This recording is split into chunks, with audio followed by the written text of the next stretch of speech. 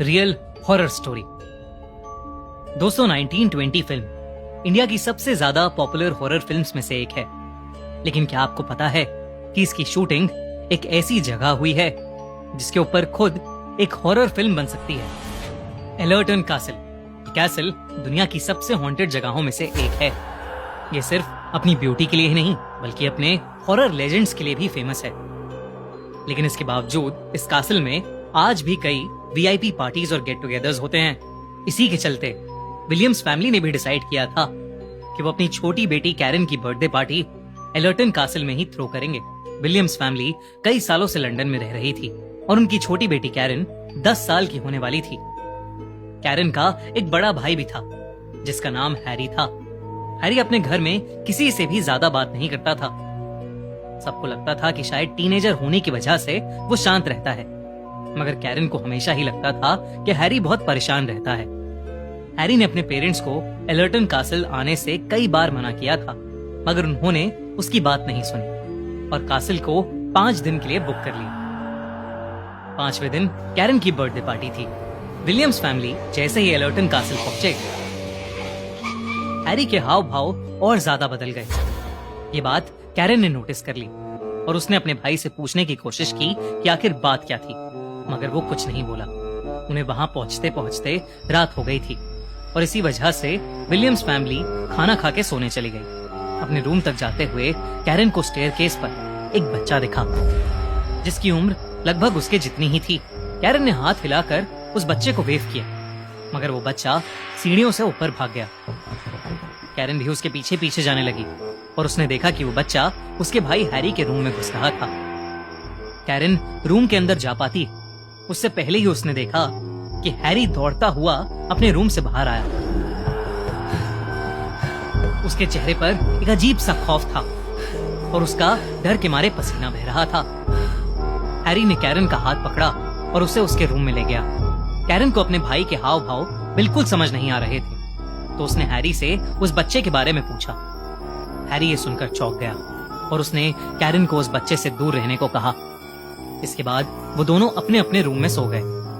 सोते हुए कैरन को ऐसा लगा कि जैसे उसके सर पर किसी ने हाथ रखा था और धीरे धीरे वो हाथ उसके गले तक जा रहा था और अचानक ही उसे चोक करने लगा था। कैरन ने जैसे ही आंख खोली उसके होश उड़ गए। हैरी उसके ऊपर बैठा उसका गला दबा रहा था।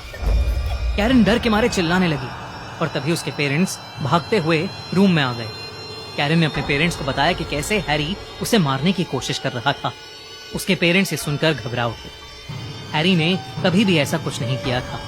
हैरी अचानक ही रोने लगा और कहने लगा कि जब उसने देखा तो कैरन की जगह कोई डरावना सा इंसान बेड पर सोया हुआ था और इसलिए हैरी ने उस पर हमला किया था।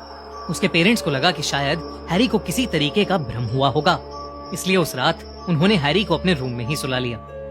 उस रात के बाद ज्यादातर हैरी अपने रूम में ही रहता था और वो अपने रूम की खिड़की से गार्डन में खेल रही कैरन को देखता रहता था।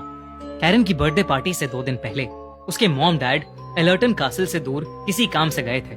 कैरन को कासल में अक्सर वो बच्चा नजर आया करता था जिसे उसने पहले दिन देखा था।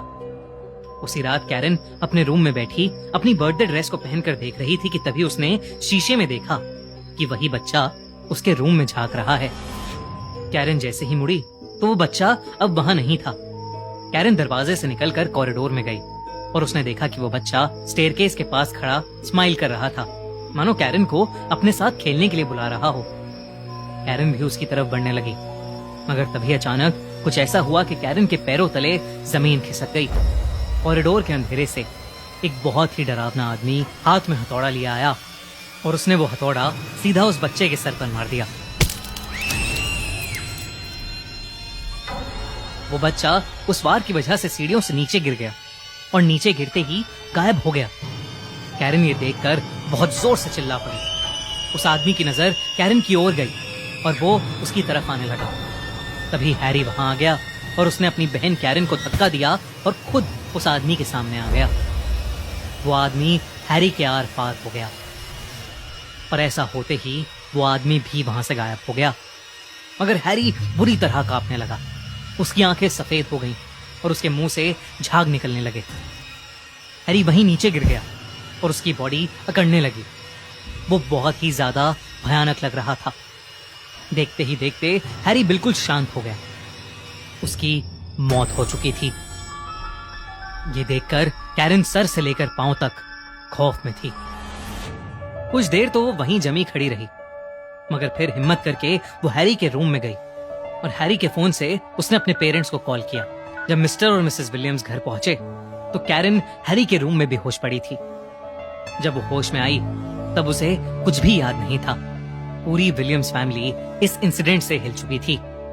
उन्होंने जब हैरी का सामान छाना तो उन्हें उसकी एक डायरी मिली, जिसमें उसने लिखा था कि उसे मरे हुए लोग नजर आते थे। हैरी ने बचपन में भी ये सब अपनी मॉम को बताने की कोशिश की थी, पर उन्होंने कभी उसका विश्वास नहीं किया और हैरी का मजाक समझकर उसे इग्नोर कर दिया। हैरी को अपना एक गिफ्ट एक कर्ज की तरह लगने लगा था और वो कैरन की सेफ्टी के लिए बहुत परेशान रहता था। एलर्टन कासिल में आते ही हैरी को वहां रह रही आत्माएं दिखने लगी थीं और वो ये जानकर और परेशान हो गया था कि कैरन को भी उस बच्चे की आत्मा नजर आने लगी थी।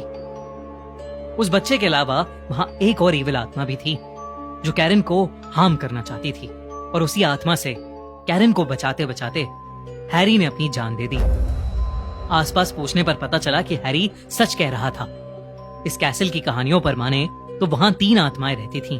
कभी किसी को एक औरत का भूत दिखता था जिसे लोग कैसल की मालकिन कहते थे, तो कभी एक छोटे बच्चे का, और साथ ही वहां एक बहुत ही इविल स्पिरिट का भूत भी था। वो लोग कहते हैं कि वो इविल स्पिरिट एक कारपेंटर की है जो उस कैसल में काम करता था।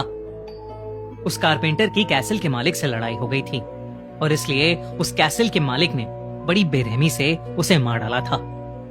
उस दिन के बाद से पूरी विलियम्स फैमिली कभी कैरन का बर्थडे दोबारा नहीं मना पाई, क्योंकि उसका जन्मदिन अब उन्हें एक बेहद खौफनाक हादसे की याद दिलाता था।